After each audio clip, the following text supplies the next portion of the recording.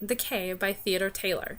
This is a classical book taught in many schools. It's an adventure tale about survival and just learning to overcome prejudice.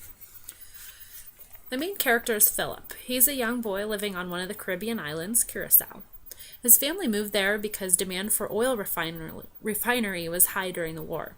World War II, that is. His father happened to be an expert oil refiner. When German subs threatened to attack the island, Philip's mother decides that she must take her son back to Virginia. The last thing that Philip remembers is that the ship sailing back to Virginia was hit by a torpedo, and something hit his head. When he wakes up, he is on a raft with a tall, ugly-looking black man and a cat named Stu Cat. A while later, I took the cloth off my eyes and looked up. The inside of our shelter was shadowy and dark, but the pain had begun to go away. "It doesn't hurt as much anymore," I said. "Ah, see, it just takes time, young boss." I put the cool cloth back over my eyes and went to sleep again.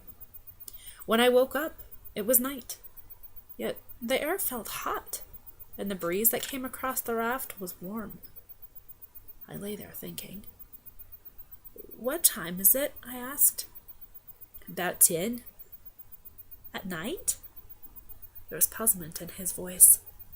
"'Tis day." I put my hand in front of my face. "Even in the very blackest night you can see your own hand." But I could not see mine. I screamed to Timothy, "I'm blind! I'm blind!" "What?" His voice was a frightened roar.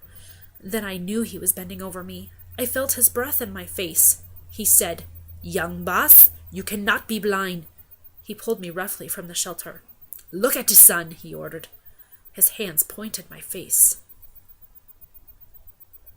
I felt the strong warmth against it, but everything was black.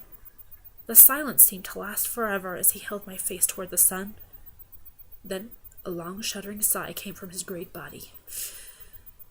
He said very gently, "Now, young boss, you must lie down and rest. What has happened will go away.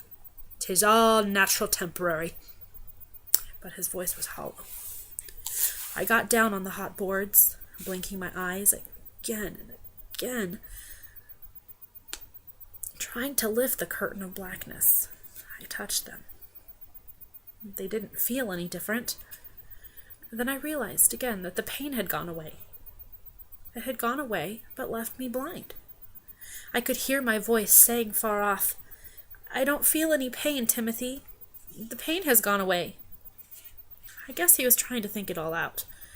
In a few minutes he answered, "Once, over round Barbados, a man had an outrageous crack on the head when a sailing boom shift. This man was blind too. 3 whole day he'd saw the night, then it true went way." "Do you think that is what will happen to me?" "I think that be true, young boss," he said. Then he became very quiet. After a moment lying there in darkness, hearing the creak of the raft and feeling its motion, it all hit me. I was blind, and we were lost at sea. Find out what happens to Timothy and Philip and Stu Cat by reading The K by Theodore Taylor.